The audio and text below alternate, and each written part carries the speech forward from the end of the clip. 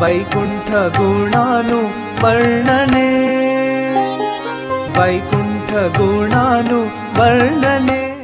আমরা গত দিন যে জায়গাতে মহাপ্রভুর শিক্ষা পড়েছিলাম রঘুনাথ দাস গোস্বামী প্রতি মহাপ্রভুর যে সার শিক্ষা, সেখান থেকে আমরা কন্টিনিউ করব। এখন আমাদের সঙ্গে যারা রয়েছেন ক্লাসে, উজ্জ্বলা প্রেম ভক্তি মাতাজি, শম্পা দাস মাতাজি, রুদ্রদীপ কৃষ্ণ চৈতন্য প্রভু, নবীনিতা মাতাজি, বনহারিণী রাধিকা মাতাজি, বনবিহারিণী রাধিকা মাতাজি, স্নিগ্ধা মাতাজি, কৃষ্ণেন্দু পাল প্রভু, পূর্ণিমা পাত্র মাতাজি, বৈষ্ণব বাসুদেব প্রভু, গান্ধর্বিকা মাতাজি, নবকিশোর শ্যাম প্রভু, কিশোরী গৌরাঙ্গী মাতাজি, তমার তালুকদার মাতাজি, ব্রজেন্দ্র গোপাল প্রভু, চিটু কুমার প্রভু, সবাইকে আমার সরস্বতী প্রণাম। হরে কৃষ্ণ। তা আমরা পড়ছিলাম যে মহাপ্রভুর কাছে রঘুনাথ দাস গেলেন, গিয়ে জিজ্ঞেস করলেন যে প্রভু আমাকে আপনি উপদেশ দিন, আমি কি করতে পারি, আমার কৃত্য কি। তখন মহাপ্রভু বললেন, স্বরূপ দামোদরের কাছে তুমি আছো, ইতিমধ্যে স্বরূপ দামোদর তোমাকে সব উপদেশ দেবেন। তারপরেও যদি আমার বাক্যে তোমার শ্রদ্ধা থাকে তাহলে আমি তোমাকে এই কথা বলছি। তখন মহাপ্রভু তাকে যে উপদেশ দিলেন সেই কথা আমরা গতদিন আলোচনা করেছি। কটা পয়েন্ট ছিল মোট, কার কার মনে আছে? গতদিন আমরা যখন আলোচনা করছিলাম মোট কটা পয়েন্ট মহাপ্রভু রঘুনাথ দাস গোস্বামীকে শিক্ষা দিলেন? কার কার মনে আছে মোট পয়েন্ট আমরা শেষে আলোচনা করেছিলাম? হরে কৃষ্ণ। সৌরভ শেঠ প্রভু, রিয়া মন্ডল মাতাজি। আচ্ছা, আপনারা লিখুন কটা পয়েন্ট ছিল গতদিনের শিক্ষায়, যারা ফুল ক্লাস 2.5 ঘন্টা ছিলেন। 8টি। ইয়েস, স্নিগ্ধা মাতাজি, 8টি পয়েন্ট ছিল, মোট 8টি পয়েন্ট ছিল। তো এরপর মহাপ্রভু শেষ কথা, আজকে 9 নাম্বার কথা, 9 নাম্বার পয়েন্টে, যেটি পয়েন্ট না ঠিক, মহাপ্রভু তার উপদেশের ইতি টানলেন এই উপদেশ দিয়ে। সেটি কি? মহাপ্রভু বলছেন যে এই তো সংক্ষেপে আমি কইলই উপদেশ, স্বরূপের ঠাই ইহার পাবে সবিশেষ। এই কথা খুব গুরুত্বপূর্ণ। অনেক সময় আমরা শাস্ত্র, গুরু, আচার্যগণ তারা আমাদেরকে সংক্ষেপে বলবেন, এবং তখন আমাদের যারা শিক্ষাগুরু রয়েছেন বা যারা আমাদেরকে ভক্তি জীবনে প্রকৃতপক্ষে তত্ত্বাবধান করছেন, শিক্ষাগুরু মানে কি, যে কেউ শিক্ষাগুরু নয়, তা আমরা আরেকদিন আলোচনা করেছি ক্লাসে। যারা যারা ছিলেন আমরা ইন ডিটেলস সেদিন আলোচনা করেছি শিক্ষাগুরু কে হতে পারে। তার উপরে আমার মনে হয় একজন ভক্ত একটা শর্ট ক্লিপ করেছিলেন, যদি কারোর কাছে থাকে সেই শর্ট ক্লিপের লিঙ্ক, তাহলে আপনারা এখানে পোস্ট করতে পারেন, যাতে করে যারা শোনেননি তারা সেটা শুনতে পারেন। মোস্ট প্রবলি আমাদের একজন ভক্ত এটা করেছেন, শিক্ষাগুরু কে হতে পারে। যাই হোক, তো মহাপ্রভু বললেন যে তুমি স্বরূপ দামোদরের কাছ থেকে শুনবে। এখানে একটা খুব সুন্দর বিষয় শিক্ষণীয় রয়েছে, যে আমি সংক্ষেপে তোমাকে বললাম, তুমি বিস্তারিত সবিশেষে শুনবে তুমি স্বরূপ দামোদরের কাছ থেকে। তো যখন আমরা শাস্ত্রের বা আচার্যগণের কথা হয়তো ভুল বোঝার চান্স থাকে, আমাদের উচিত যে আমরা যেন কোনো অভিজ্ঞ ভক্তের কাছ থেকে তা আমরা শ্রবণ করি। এর মূল মনোভাবটি তিনি কি বলতে চাইছে সেটা যেন আমরা শুনিনি, নিজের মন গড়া নয়। অনেক সময় শাস্ত্র যারা, এই জন্য মহাপ্রভু নির্দেশ, যাহ ভাগবত পর গিয়া ভাগবত স্থানে, একান্ত আশ্রয় করো চৈতন্য চরণে। ভাগবত স্থানে অর্থাৎ ব্যক্তি ভাগবতের কাছে গিয়ে ভাগবত একা একা নয়, নিজে মাতব্বরি করলে শাস্ত্র বোঝা যাবে না। আমার অনেক জ্ঞান থাকতে পারে, আমার অনেক বুদ্ধি থাকতে পারে জড়জাগতিকভাবে, কিন্তু সেই দিয়ে আমি শাস্ত্র বুঝতে পারবো না। কিন্তু শাস্ত্র বুঝতে গেলে আমাকে একজন ব্যক্তি ভাগবতের সন্নিধানে আসতে হবে, তিনি আমাদেরকে সেটি বোঝাবেন। অনেক সময় আমরা দেখি যে অনেকেই প্রভুপাদ বা আচার্যগণের কোনো কথায় সেটিকে অন্যভাবে ইউজ করে, অন্যভাবে তারা বলতে চায়। তো প্রকৃত তত্ত্বদ্রষ্টা পুরুষের কাছে থেকে বুঝতে হয়। ভগবানেরও একই নির্দেশ অর্জুনকে। অর্জুনকে ভগবান বলছেন তুমি যাও তত্ত্বদ্রষ্টা পুরুষের সেবা করো, এমনি এমনি তিনি তোমাকে জ্ঞান দান করবেন না। তুমি যখন তার সেবা করবে বিনীতভাবে, পরিপ্রশ্ন সেবায়া, শুধু প্রশ্ন করা নয়, পরিপ্রশ্ন মানে পরিপূর্ণরূপে প্রশ্নের একটা পদ্ধতি রয়েছে। হঠাৎ করে কাউকে পছন্দ, হরে কৃষ্ণ ফোন করে, প্রভু এই প্রশ্নটা কি হবে, গুরু মহারাজ এই প্রশ্ন এটা কি হবে আমার মনে হঠাৎ করে, এরকম নয়। কারোর কাছে প্রশ্ন উত্তর জানতে গেলে আপনি তার সেবা করেছেন, আমি কি তার সেবা করেছি, তাই কিছু না কিছু সেবা করতে হবে। আজকালকার যে কিছু ফোন আছে অ্যাভেলেবল, ফোন করলাম, ভক্তরা অনেক করুণাময়, তারা এর মধ্যে দিয়েও সাহায্য করেন, কিন্তু প্রকৃতপক্ষে জ্ঞান লাভের পন্থা হচ্ছে সেবার দ্বারা। শুধু প্রশ্ন করলাম, শুধু কিছু সংশয় দূর করতে প্রশ্ন করলাম, বা অনেক সময় নিজেকে যাচাই করতে আমি ঠিক আছি কিনা প্রশ্ন করলাম, সেই প্রশ্ন তো খুব একটা কাজে লাগবে না। কাজে লাগবে সেই প্রশ্নের দ্বারা যে প্রশ্ন আমরা সেবার মাধ্যমে করি। সেবা অনেক প্রকারে হয়। এখন এটা শুনলে অনেকে মনে করো তার মানে সেবা মানে উনি সেবা করতেই হবে, ওনাকে কিছু খাওয়াতে হবে, পড়াতে হবে, কিছু পয়সা দিতে হবে, না তা নয়। সেবার মানে হচ্ছে সেব্যের সন্তুষ্টি বিধান। সেবার মানে কোথাও শাস্ত্রে নেই তাকে টাকা দেওয়া, প্রণামী দেওয়া, দক্ষিণা দেওয়া, পেট পুরে খাওয়ানো। বৈষ্ণব সেবা বা বৈষ্ণব ভোজন একটা অঙ্গ হতে পারে, কিন্তু সেবার যে প্রকৃত সংজ্ঞা সেব্যের সন্তুষ্টি বিধান। আমি যার সেবা করছি তিনি কি চাইছেন, তিনি চান যদি প্রকৃত বৈষ্ণব হন, তা তিনি খাওয়ার লোভে বা পকেট ভরার লোভে আমার কাছে শিক্ষা দেবেন না। তিনি শিক্ষা দেবেন এই ভেবে যে এই ভক্তটি সে ভগবত ভক্তি মার্গে উন্নতি করছে কিনা। যদি আমরা উন্নতি করছি তো তিনি অনেক সন্তুষ্ট হবেন। তিনি এটি চান, যিনি প্রকৃত ভক্ত তিনি চান সবাই কৃষ্ণকে ভালোবাসুক, সবাই ভগবানের প্রতি ভালোবাসা হোক, প্রেম হোক, তিনি সেটি চান। সেই কারণে যখন আমরা সেবা করব তখন মানে প্রশ্ন করব তখন কিছু না কিছু সেবা, তখন সেই জ্ঞানটি আমাদের মাঝখানে আমাদের হৃদয়ে ধারণ হবে। আদারওয়াইজ শুধু এক কান দিয়ে শুনে আরেক কান দিয়ে বেরিয়ে যাবে। কিছু সেবা করতে হবে তার, সেই জন্য গুরুর সেবা করতে হয়। আগেকার দিনে গুরুকুল ছিল, এখনকার দিনে অনেক সিস্টেম বদলে গেছে, কেননা বাস্তবভাবে পরিস্থিতি সেরকম নয়। সে কারণে গুরুর আশ্রমে আর থাকার ব্যবস্থা শুধু ব্রহ্মচারীদের আছে, গৃহস্থদের ওরকম ভাবে নেই। আগে ছিল এরকম যে শিষ্যকে গুরুর আশ্রমে থেকে তার জন্য যজ্ঞের কাঠ আহরণ করতে হতো। তদ্বিজ্ঞানার্থম সমগুরু মেয়ে ভাবি গচ্ছে, সেই ভগবত তত্ত্ববিজ্ঞান লাভ করাবার জন্য গুরুর কাছে যাও। গুরুদেব আমার মেয়ের কোথায় বিয়ে দেব, আমার ছেলেটি কি কার্ডিওলজি পড়বে না ইএনটি পড়বে, অনেকে প্রশ্ন করে গুরু মহারাজের কাছে। আমার ছেলে এবার বোর্ড পরীক্ষা দেবে, বোর্ড এক্সাম, ও যেন ভালো করতে পারে। এগুলো গুরুর কাজ নয়, আমরা আগের দিনও আলোচনা করেছি। সদ্বৈদ্য গুরু, পারমার্থিক গুরু, তার কাজ হচ্ছে শুধু নিশ্চিত করা যে শিষ্য বা ভক্ত তিনি ভক্তিমার্গে এগিয়ে যাচ্ছেন কিনা। সেই জন্য যারা শিক্ষাগুরু আছেন, যাদের সেই গুরুর প্রকৃত গুরুর মনোভাব আছে, তারা জড়জাগতিক বিষয় নিয়ে অত বেশি মাথা ঘামান না ভক্তের।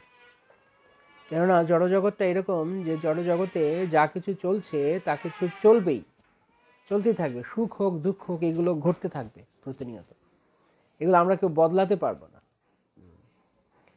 কিন্তু এর মধ্য দিয়ে হরি ভজন চালিয়ে দিতে হবে।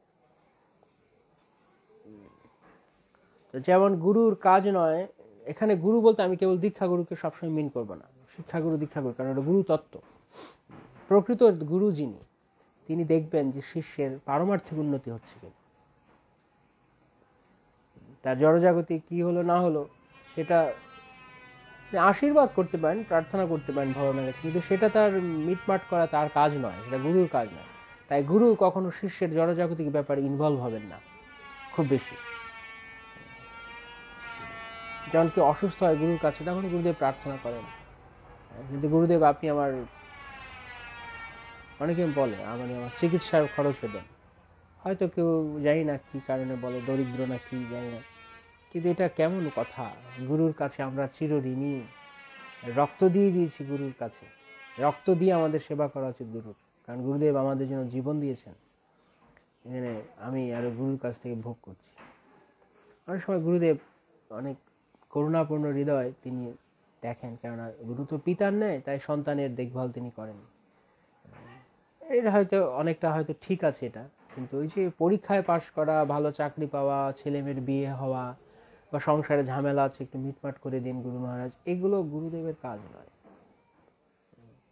গুরুর কাজ হচ্ছে শিষ্যের কাছে শাস্ত্রকে প্রকাশ করা, কিভাবে তুমি ভগবানের কাছে যাবে, তোমার মতি কিভাবে কৃষ্ণের দিকে হবে, তুমি কিভাবে জড়জাগতিক এই এই পঙ্কিলতাকে যে তুমি উতরাতে চাইছো তা নয়, গজেন্দ্রের মতো শুধু কুমিরের হাত থেকে না, আমাকে একেবারে আপনার ধামে নিয়ে চলুন, এই কুমির দেহ থেকে আমাকে উদ্ধার দিন। জন্ম মৃত্যুর বন্ধন থেকে উদ্ধার করা হচ্ছে গুরুর কাজ। তো মহাপ্রভু তিনি যখন রঘুনাথ দাস গোস্বামীকে এই সংক্ষেপ উপদেশ দিলেন, দিয়ে বললেন তুমি স্বরূপদামোদরের কাছে যাও, ও তোমাকে এখন সবিস্তারে বলবে। এটা খুব শিক্ষণীয়।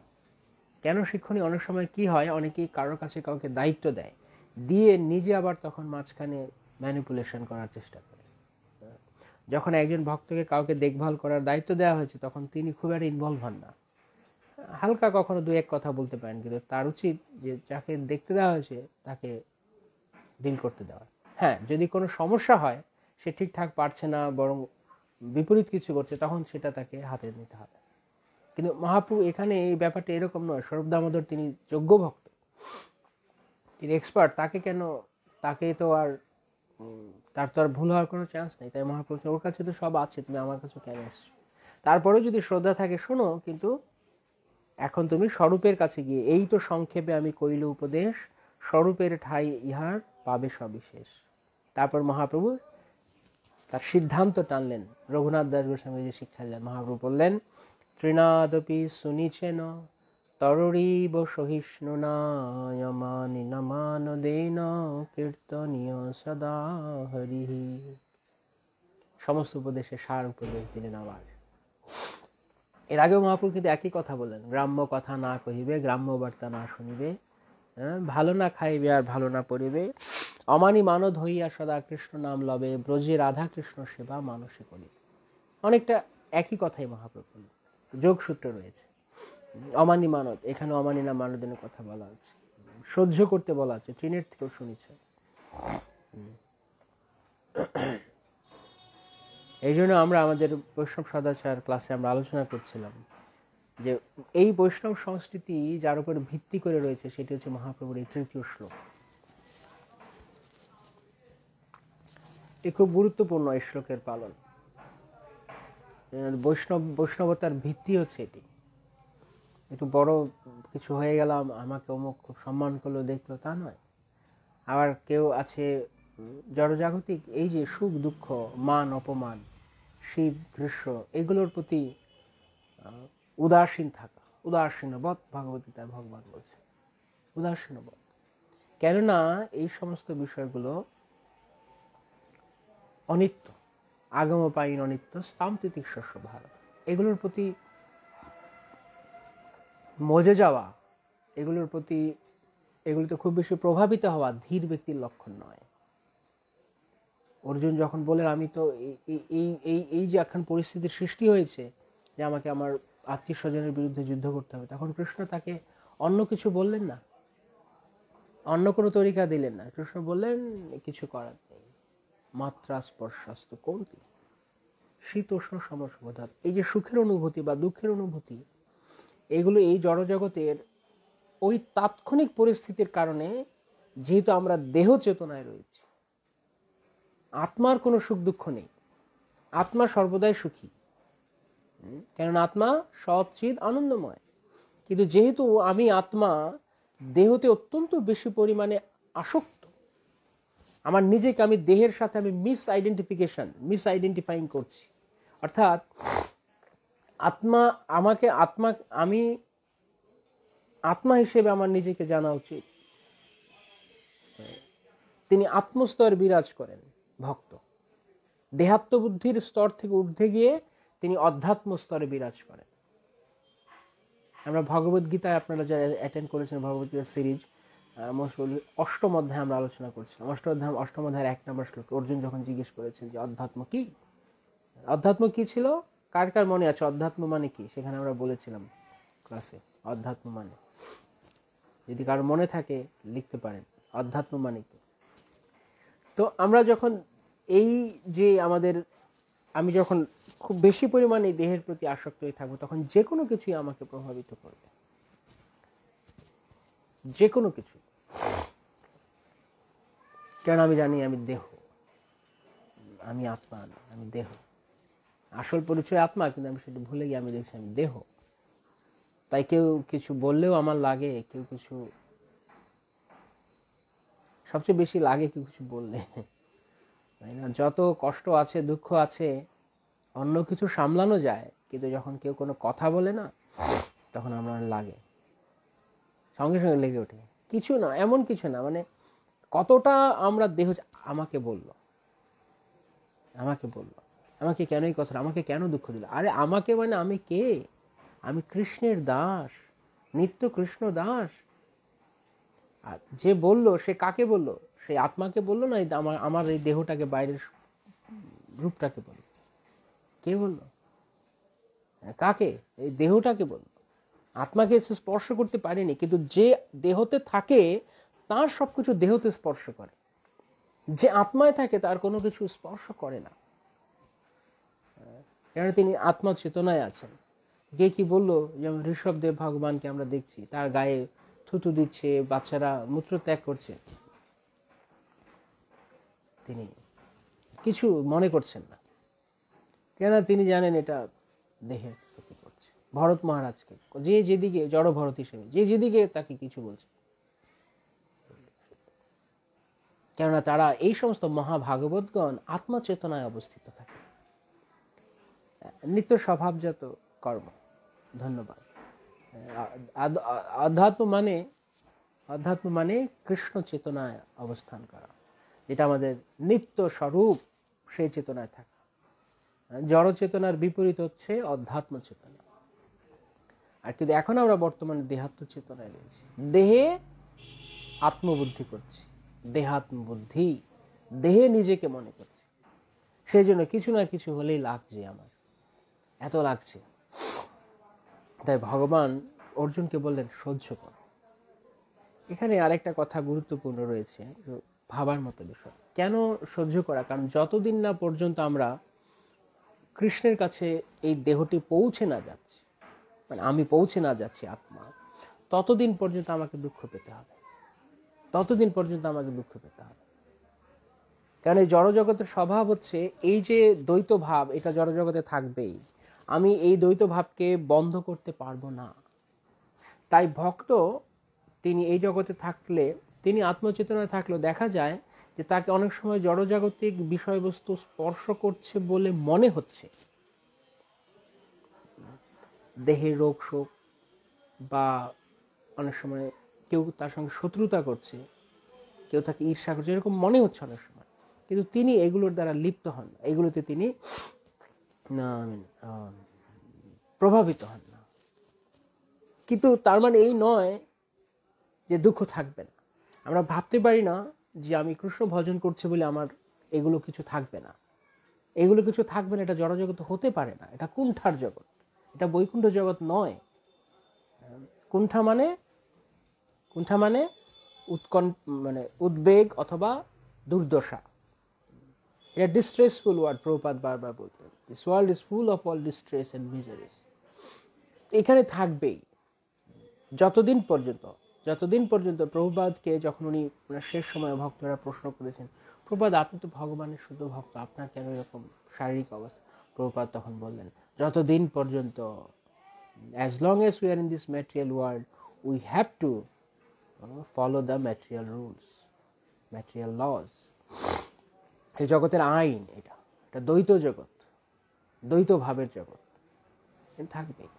তাই ভক্ত ভক্তি জীবনে প্রবেশ করলেও ভক্তি করলেও, এমনকি শুদ্ধ ভক্তির স্তরে গেলেও আপাত দৃষ্টিতে মনে হতে পারে তিনি অনেক প্রতিকূলতার সম্মুখীন হচ্ছেন, কিন্তু যিনি অধ্যাত্ম চেতনায় রয়েছেন তিনি তার দ্বারা প্রভাবিত হন না। এইটাই হচ্ছে ফ্যাক্ট।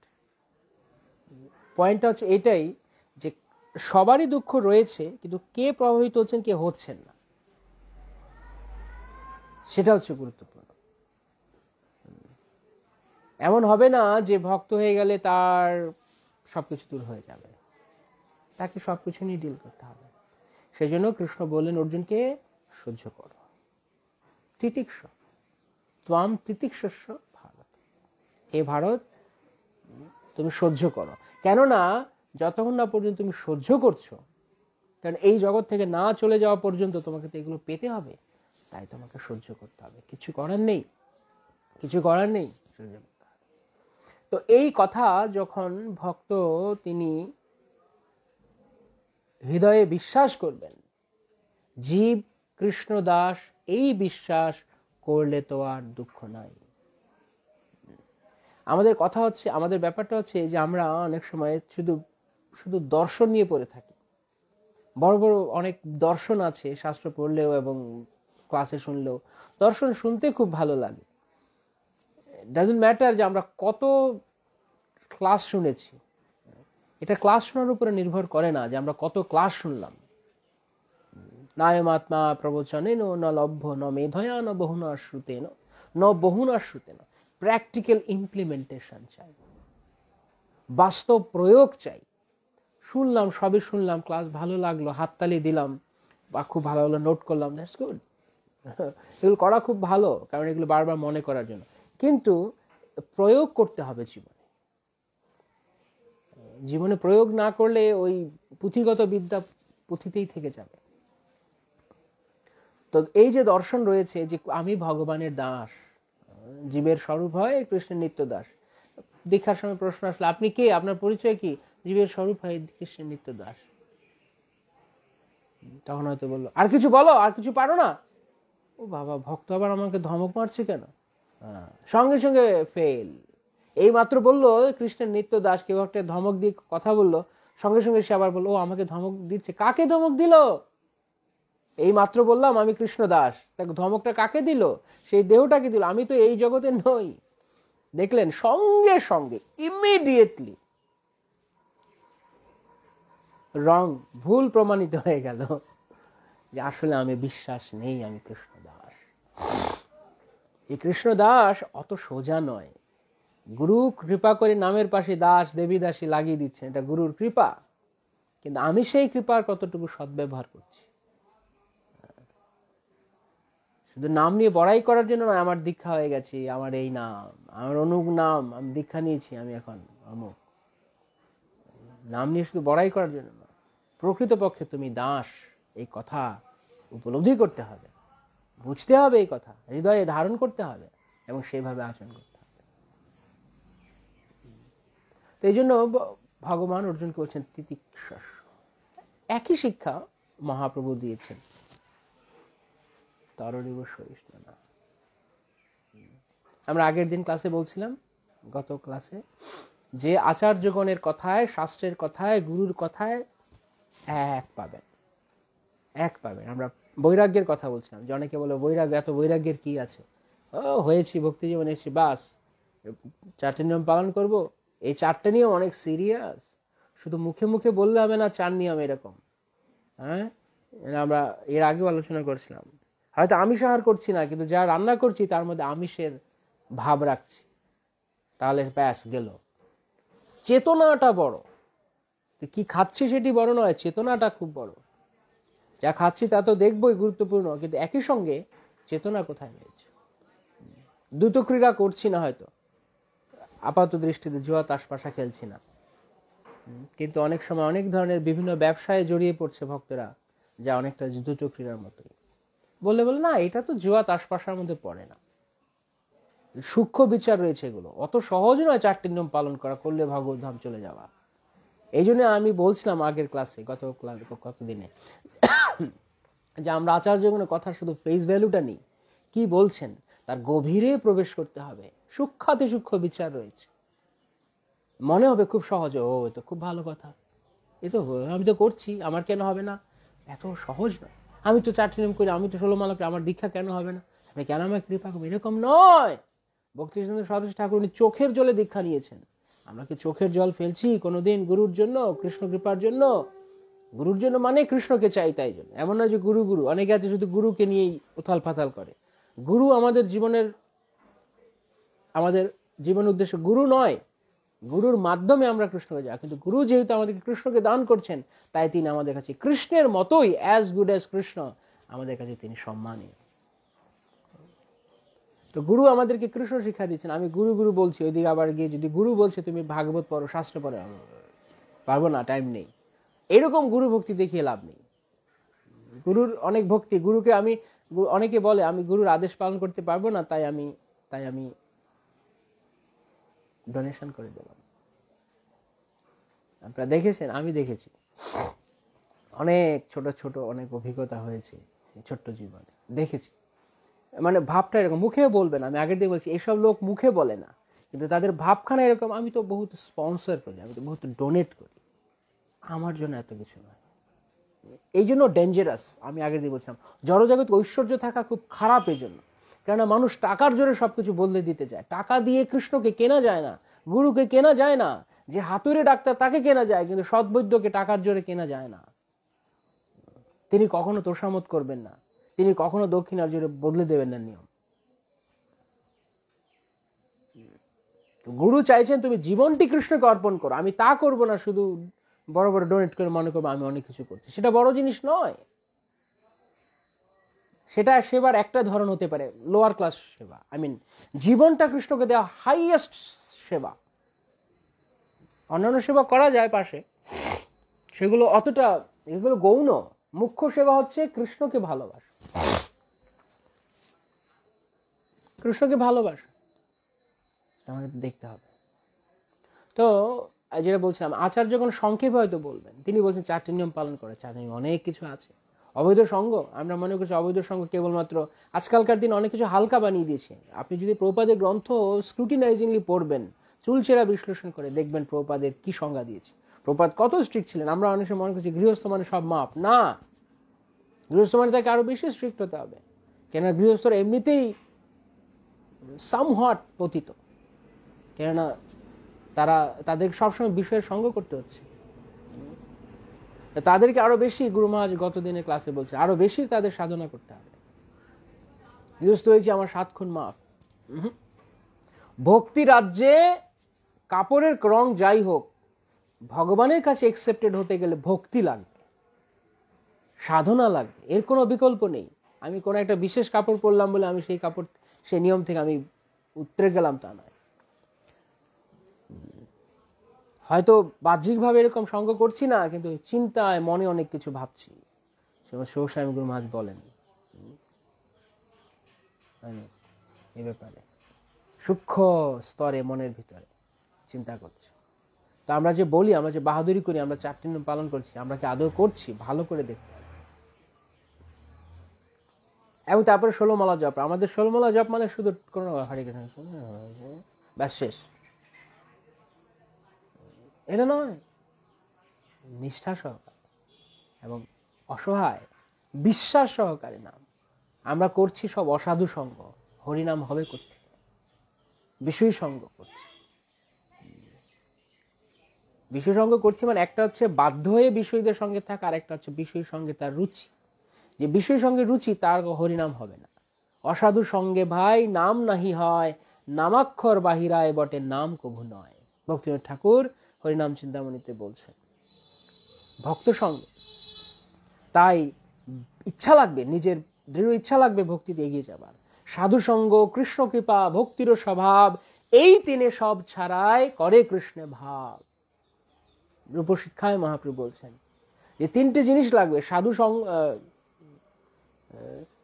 সঙ্গ, কৃষ্ণ কৃপা, সাধু সঙ্গ করতে হবে, ভগবানের কৃপা লাগবে, ভক্তির স্বভাব নিজের মধ্যে থাকতে হবে, কিছু নিজের মধ্যেও ইচ্ছা থাকতে হবে। যে ঐকান্তিক নয়, তাকে কৃষ্ণ হেল্প করতে পারবেন না। আমরা তো এই কথা সবাই জানি, ছোটবেলা থেকে পড়ে এসছি না, god helps those who help themselves. এই কথার মানে কি? আমরা ভক্তি জীবনে ভগবান তাকে সাহায্য করেন যে নিজেকে সাহায্য করে, অর্থাৎ যে সিনসিয়ার, যে সিরিয়াস, কৃষ্ণ তাকে সাহায্য করবে। আমার হোমওয়ার্ক আমাকে করতে হবে, টিচার আমাকে হোমওয়ার্ক করে দেবে না, গুরু আমাকে হোমওয়ার্ক করে দেবেন না। গুরু তার কাজ করবেন, তিনি ধরিয়ে দেবেন, বাকি কাজ আমার। আমাকে ভেতরে প্রবেশ করতে হবে, আমাকে দেখতে হবে শাস্ত্রে কি রয়েছে, আচার্য যখন কি বলছেন। না, গুরু ওইটুকু বলেছে, আমি ওইটুকুই করবো, ভালো মধ্যম স্তরের। কিন্তু যারা উন্নত শিষ্য, উত্তম শিষ্য, তারা গুরুর মনোভাব বুঝেন, তারা জানেন গুরু কি চান, সে মনোভাব বুঝে তারা সেবা করেন। গুরু চান তুমি ভগবানের কাছে চলে যাও, তার ভগবানের কাছে যেতে গেলে আমাকে কি করতে হবে? একটা নির্দেশ, একটা উপদেশ যদি আমরা হৃদয়ে ধারণ করতে পারি, গুরুদেব বলেছেন আমি চাই আমার সব শিষ্যরা শুদ্ধ ভক্ত, ব্যাস, এনাফ। গুরু মহারাজের সমস্ত ইনস্ট্রাকশন, গুরুর আচার্যের সমস্ত ইনস্ট্রাকশনে একটা কথার মধ্যে দিয়ে দিয়েছেন তিনি, আমি চাই তুমি শুদ্ধ ভক্ত হও। এরপরে তো বাকি কাজ, গুরু মহারাজ আমি এটা কি করবো, আমি এটা করবো, 100 বার 100টা প্রশ্ন দরকার পড়ে না। যার ঘিলু রয়েছে মাথায়, সে জানে শাস্ত্র পড়তে হবে, দেখতে হবে, শুদ্ধ ভক্ত হতে গেলে আমাকে কি করতে হবে। মচ্চিত্তা মদ্গত প্রাণা বোধয়ন্ত পরস্পরম কথয়ন্তস্য মাম নিত্যম তুষ্যন্তে চ রমন্তে চ। এই শ্লোকের তাৎপর্য প্রভুপাদ বলছেন শুদ্ধ ভক্তের লক্ষণ যে 24 ঘন্টা হরি কথায় থাকে। যে সে করে বেড়াবো, যেখানে সেখানে খাবো, শুধু যেখানে বৈষ্ণব সেবা দেখবো, ছুটবো, জীব লালস ইতি ধায় না, বৈরাগীর কৃত্য সদ নাম সংকীর্তন, শাকপত্র ফলমূলে জীবন ভরণ।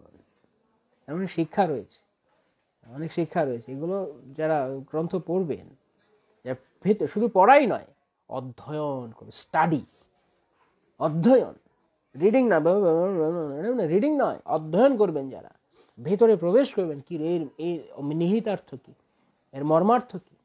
কেন যদি গুরুর সেই নির্দেশ পালনে সাহায্য করেন, যে গুরুদেব বলছে শুদ্ধ ভক্ত, তা হতে গেলে আমাকে যা যা করতে হবে সব তার চক্ষু রয়েছে, সে দেখতে পারে শাস্ত্রে কি রয়েছে। তাই ভক্ত সবকিছু শাস্ত্র দ্বারা বিচার করে, শাস্ত্র চক্ষু, শাস্ত্র চক্ষু, নিজের মতো করে নয়, শাস্ত্রে কি রয়েছে তা আমি পালন করবো, সেভাবে আচরণ। তাহলে গুরু খুশি হবেন। গুরুর কাছে আলাদা করে সবকিছু আমাকে গুরুদেব বলুন আমি সব নোট করবো, তো সেই শিষ্যের মতো অবস্থা। গুরুদেব এক কাহিনী বলছে, প্রসঙ্গক্রমে এসে, গুরুর কথা যারা অক্ষরে অক্ষরে পালন করে, এটা দশা এরকম হবে। অনেকে আপনারা তা জানেন, তারপরে প্রসঙ্গক্রমে বলছে, একদিন গুরু আর শিষ্য যাচ্ছে ঘোড়ায় করে, হয়তো অন্য কোনো দূরদেশে যাচ্ছে, অন্য কোনো শিষ্যের বাড়ি বা কিছু। তো যা পোটলা করে একটা বোচকা বেঁধেছে, বোচকা সেই ঘোড়ার পিঠে চড়িয়ে শিষ্য আর গুরু যাচ্ছে। কিছু দূর যেতে যেতে এবার খেয়াল করেনি শিষ্য, গুরু এই ঘোড়ার উপর থেকে গুরুর উত্তরীয়টা পড়ে গেছে, বা জায়গায় একটা গুরুত্বপূর্ণ কিছু পড়ে গেছে। এবার গুরু একটু পরে বলছে, এই আমার উত্তরীটা কই রে? যে গুরু মহারাজ আমি তো খেয়াল করিনি, মনে হয় পথে পড়ে গেছে। এই তুই খেয়াল করবি না, তুই কেন আছিস আমার পেছনে বসে? খেয়াল রাখবি কিছু পড়লো কিনা ঘোড়ার থেকে, যা কিছু পড়বে তা কিছু আমাকে তুলে দিবি। ঠিক আছে গুরুদেব, আপনার যা আজ্ঞা। ওই যে গুরুদেব বলেছে যা কিছু পড়বে তা কিছু তুলে দিবে। একটু পরে যেতে যেতে ঘোড়া মলত্যাগ করেছে। এবার সে ঘোড়ার বিষটা নিয়েছে। গুরুদেব দাঁড়ান দাঁড়ান দাঁড়ান, তাড়াতাড়ি জিনিস পড়ে যাচ্ছে, কি গুরুত্বপূর্ণ। ঘোড়া বিষটা তুলে নিয়ে, গুরুদেব নিন। এটা কি? ছি, মূর্খ কোথাকার। গুরুদেব আপনি বললেন যে ঘোড়া থেকে যা পড়বে সব দেব। আরে গাধা, ঘোড়ার পিঠে বসেছে একটা গাধা, যা কিছু তা মানে কি কাজের জিনিস, যা এই এই এটা তোমাকে বুঝতে হবে। তখন শিষ্য বলছে, ও গুরুমা আমি তো বুঝতে পারিনি। তা আপনি কাজ করুন, আপনি আমি বুঝতে পারি না, আপনার উত্তরীয় পড়ে গেলে বলছেন তুলে দিতে, আবার এটা দিলাম তখন হবে, তা আপনি আমাকে লিখে দিন, নোট করে দিন কি কি লাগবে। গুরুদেব দেখছে এত মূর্খ শিষ্য, একে তো নোট করা ছাড়া উপায় নেই। ঠিক আছে, কাগজ কলম আমাদের লিখছে, থালা ঘটি বাটি উত্তরীয় গুরুত্বপূর্ণ যা কিছু রয়েছে সব লিখেছে, লিখে নেই ঠিক আছে। তো উঠে গেছে ঘোড়া পিঠে। ঘোড়া কিছু দূর যাচ্ছে, কিছু শেয়ালের পাল এসে দেখে ঘোড়া চিৎকার করছে, ঘোড়া ভয়ে দিয়েছে, এক জাম্প লাফ দিয়েছে। গুরু শিষ্য দুজন চিৎপটাং একদম উল্টে পড়ে গেছে। তখন গুরু তো বয়স্ক লোক, সহজেই জ্ঞান হারিয়ে ফেলেছে। শিষ্য একটু পরে গায়ে ব্যথা নিয়ে উঠে দেখছে সর্বনাশ, গুরু পড়ে গেছে ঘোড়ার থেকে। ঘোড়া দূরে দাঁড়িয়ে আছে, তাড়াতাড়ি লিস্ট বের করেছে, তাড়াতাড়ি লিস্ট বের করেছে, তাড়াতাড়ি ঘোড়ার পিঠ থেকে যা যা পড়ে গেছে তুলতে হবে, তো সব তুলছে একটা একটা করে। ঘটি বাটি থালা যা কিছু ছিল, গ্রন্থ সব তুলেছে। তারপর দেখছে গুরু লিখেছে ধুতি চাদর, উত্তরীয় সব। তো গুরুর শরীর থেকে সব খুলতে শুরু করেছে। গুরুর ধুতি খুলেছে, গুরুর কুর্তা খুলেছে, চাদর খুলেছে, গুরু সব খুলে নিয়ে ঘোড়ার উপরে রেখেছে, রেখে অপেক্ষা করছে গুরুর কখন জ্ঞান ফিরবে। একটু পরে গুরুর যখন হুঁশ ফিরেছে, গুরু দেখছে আরে সর্বনাশ, কি অবস্থা আমার। বলছে কিরে মূর্খ, আমার এই দশা কেন? বলে গুরুদেব আপনার আদেশ, আপনি যা আদেশ করলেন, যেমন আদেশ তেমন আমি পালন করেছি। আপনি তো বলেছেন গুরুদেব যা কিছু পড়বে, আমি তুলেছি গুরু মহারাজ, আমি ভালো না, আমি খুব ভালো শিষ্য না? গুরুদেবের রাগে মাথা আগুন যায়, কি অবস্থা, আমাকে তুলবি না তুই?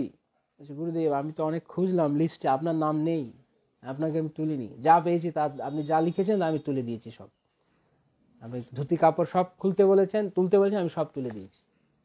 এই হচ্ছে অবস্থা যারা গুরুর কথা শুধু এমনিতে শুধু অক্ষর অক্ষরে বোঝে, মর্মার্থ বুঝতে হয় আচার্যগণের কথা, শাস্ত্র কথা। তাই অনেকেই যারা ফাঁকিবাজ, আগের দিন বলছিলাম যারা ফাঁকিবাজ, তারা বলে না শাস্ত্র তো এটা নেই, এরকম তো নেই, এত বেশি বৈরাগ্যের কথা তো বলা হয়নি। যখন বলা হচ্ছে মহাপ্রভুর ভক্তগণের বৈরাগ্য প্রধান, মানে প্রধান গুণ, এবং ভক্তি অর্জন করতে গেলে নেহ ইয়ৎ কর্ম ধর্মায় বিরাগায়ন কল্পতে, যে ধর্ম আচরণ যদি বৈরাগ্যের দিকে অভিমুখী না করে, বিষয়ে ছাড়িয়ে আসে, সে রসে মজিয়া, এগুলোকে বৈরাগ্যকে ইন্ডিকেট করে না। যার সে বোধ শক্তি রয়েছে সে বুঝতে পারে, যার শিক্ষা নেই, উপযুক্ত শিক্ষা নেই, সে শুধু মুখের কথা গ্রহণ করে। এর ভেতর মর্মার্থ বুঝতে হবে গুরু কি বলতে চাইছে। ভক্ত হও, ভগবানের কাছে ফিরে যাও, ব্যাস। এর মধ্যে সমস্ত নির্দেশ রয়ে গেছে গুরুর, যা যা করলে তোমাকে তুমি ভালো ভক্ত হতে পারবে, শুড ডু দ্যাট।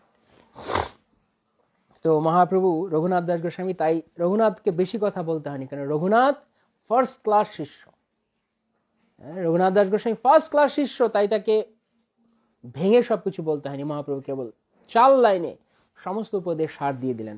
এই তো সংক্ষেপে আমি কইলই উপদেশ, স্বরূপের ঠাই হার পাবে সবিশেষ। আমি সংক্ষেপে তোমাকে সমস্ত উপদেশ দিয়ে দিলাম রঘুনাথ, এবার স্বরূপের কাছ থেকে তুমি শুনে নাও। তারপর শেষে বলেন অমানিনা মানদন কীর্তনীয় সদাহ তৃণাদ বিষ্ণু, এভাবে তিনি শিক্ষাদান করলেন। তো যাই হোক, আমি আজকে আর এখানেই রাখবো। হরে কৃষ্ণ। বাঞ্ছা কল্পতরুভ্যশ্চ কৃপা সিন্ধুভ্যশ্চ পতিতানাং পাবনেভ্যো। হরে কৃষ্ণ।